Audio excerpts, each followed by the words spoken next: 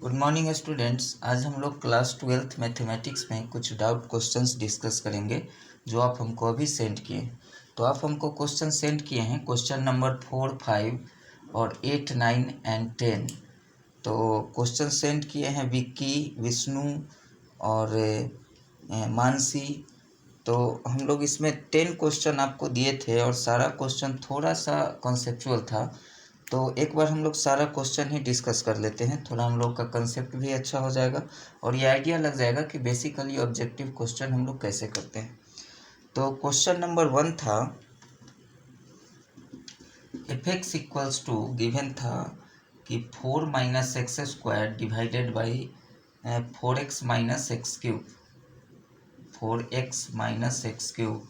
और आपके सामने 3 ऑप्शन था कि discontinuous at only 1 point, discontinuous at exactly 2 points and discontinuous at 3 point, exactly 3 points.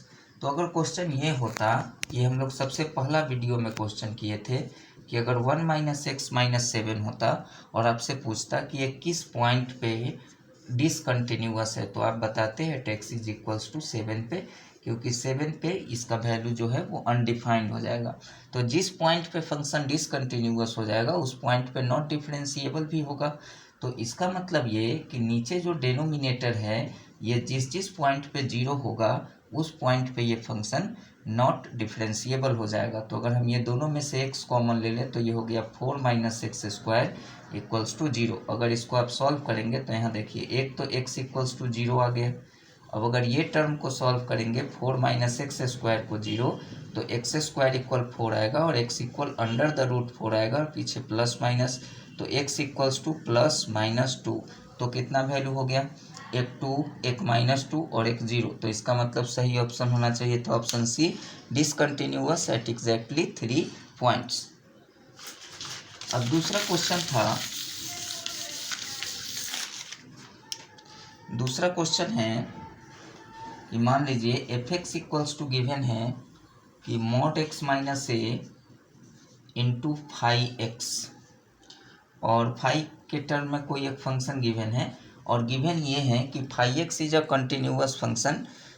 तो आपके सामने 4 ऑप्शन है कुछ इस तरह से कि F A plus equals to what, F of A minus equals to what, कुछ ऐसा। तो इसको देख करके आपको क्या पता चलता है, अगर कहीं लिखा हुआ है एफ ऑफ ए और उसके ऊपर प्लस, तो इसका मतलब ये पूछ रहा है इसका right hand derivative at X is equals to A. तो हम लोग मेथड पढ़े थे कि limit H tending to 0 plus पे F of A plus H minus F of A और डिवाइडेड बाई एच। अगर यहाँ प्लस वाले ऑप्शन को चेक करना है तो इस प्लस मतलब राइट हैंड डेरिवेटिव, और राइट हैंड डेरिवेटिव हम लोग कैसे निकालते थे, इस तरह से निकालते हैं। तो इस क्वेश्चन में अगर यहाँ ए प्लस लिखा है इसका मतलब हमको ए पे चेक करना है, तो हम लोग इसमें पुट करते हैं कि F dash A is equals to F of A plus H. तो फंक्शन आपके पास क्या है, फंक्शन आपके पास है एक्स माइनस ए इंटू का 5x। तो x के जगह हम लोग क्या पुट करने वाले हैं, a प्लस एच। तो अगर पुट करेंगे तो a प्लस एच माइनस ए और 5, और x के प्लेस पे फिर क्या पुट कीजिएगा, a प्लस एच और माइनस एफ ऑफ ए, मतलब अपने क्वेश्चन में हम x के जगह क्या पुट करने वाले हैं, a। तो अगर a पुट करेंगे तो ये हो जाएगा a माइनस ए और इंटू 5a और डिवाइडेड बाई h। अब अगर इसको हम सॉल्व करें तो एफ डैश ए हो जाएगा, ये तो a कैंसिल हो गया, mod h into 5a plus H, और ये तो 0 हो गया, a माइनस एच और नीचे लिखा है h। अब अगर ये a प्लस है इसका मतलब कि 0 से थोड़ा सा बड़ा है, तो ये जो मॉड के अंदर का क्वांटिटी है पॉजिटिव होने पे एज इट इज बाहर आ गया, और ये जो लिखा है 5a प्लस एच और नीचे है h, तो ये तो कैंसिल हो गया। अब अगर आप यहाँ h के प्लेस पे 0 पुट करेंगे तो ये फाइनली आपके पास बचेगा 5 ऑफ ए। तो अगर हम लोग देखें तो इसका ऑप्शन ए यहीं से मैच हो गया कि एफ डैश ए इक्वल होना चाहिए था 5 ऑफ ए। काफ़ी अच्छा क्वेश्चन है, जनरली सारे बुक में दिख जाता है। अब हम लोग क्वेश्चन नंबर 3 अगर समझें तो क्वेश्चन नंबर 3 है कि अगर मान लीजिए कि एफ एक्स इक्वल्स टू एक फंक्शन गिवन है आपके पास मॉड एक्स, और जी एक्स इक्वल्स टू दूसरा फंक्शन गिवन है मॉड एक्स क्यूब। तो आपसे पूछा गया कि आप बताइए कि f x and g x both are continuous x at x equals to zero, f x and g x both are differentiable at x equals to zero, f x and g x both are not differentiable at x equals to zero. तो इसको देख करके तो हमको पता है कि ये एक्स इक्वल्स टू जीरो पे डिफरेंशिएबल नहीं है। वो f x equals to mod x क्यों नहीं है? क्योंकि जब हम लोग इसका ग्राफ बनाते हैं तो जीरो पे शार्प कॉर्नर फॉर्म होता है। तो इसका मतलब x इक्वल्स टू जीरो पे तो ये डिफरेंशिएबल नहीं है। तो ऑप्शन बी तो यही रॉन्ग हो गया कि f x and g x both are differentiable at x equals to zero. अब हमारे पास 3 ऑप्शन और है और उसमें चेक करना है। तो हम लोग क्या करेंगे कि इसका ग्राफ बना लेते हैं। अगर मान लीजिए F x equals to mod x का हम लोग अगर ग्राफ बनाएंगे तो ये ग्राफ ये है। क्या आपको ये ग्राफ कहीं से भी ब्रेक दिख रहा है?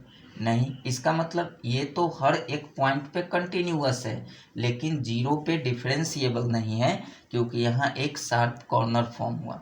अब हम लोग ग्राफ बनाएंगे G x equals to mod x cube का। तो अगर एफ एक्स इक्वल्स टू सिर्फ एक्स क्यूब होता तो इसका ग्राफ आप कैसे बनाते थे?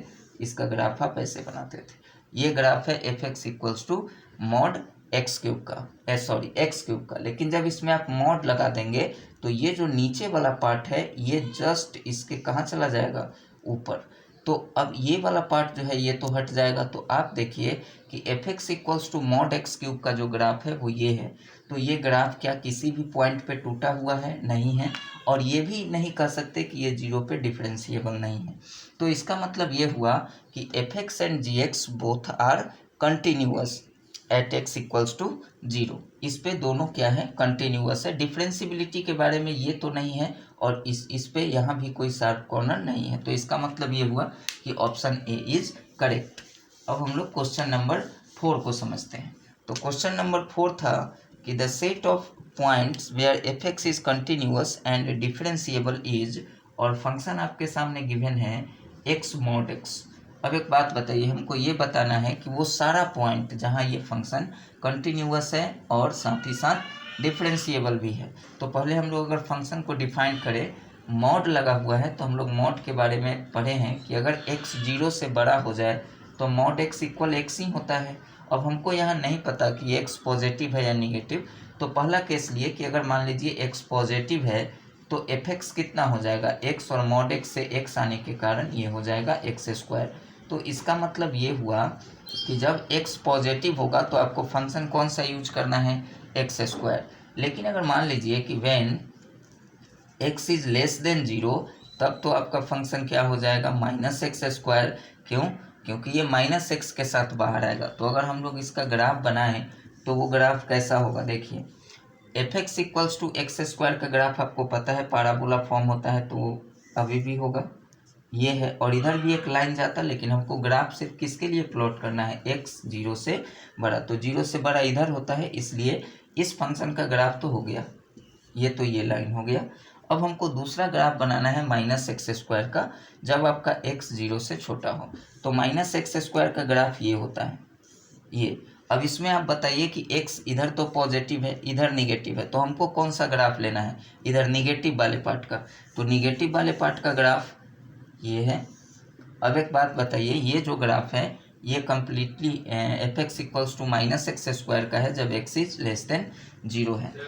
तो इसमें अगर हम लोग देखें कि ये जो फंक्शन है ये किस पॉइंट पे, किस सेट ऑफ पॉइंट जहाँ ये डिफरेंशिएबल है, तो आप देख सकते हैं कि इसमें कहीं भी शार्प कॉर्नर नहीं है। पूरे एक्स एक्सिस के डोमेन के लिए ये डिफरेंशिएबल है। तो इसका मतलब हम बोलेंगे कि f x is differentiable for all x belongs to R, all x belongs to R, और साथ ही साथ कंटिन्यूअस भी है।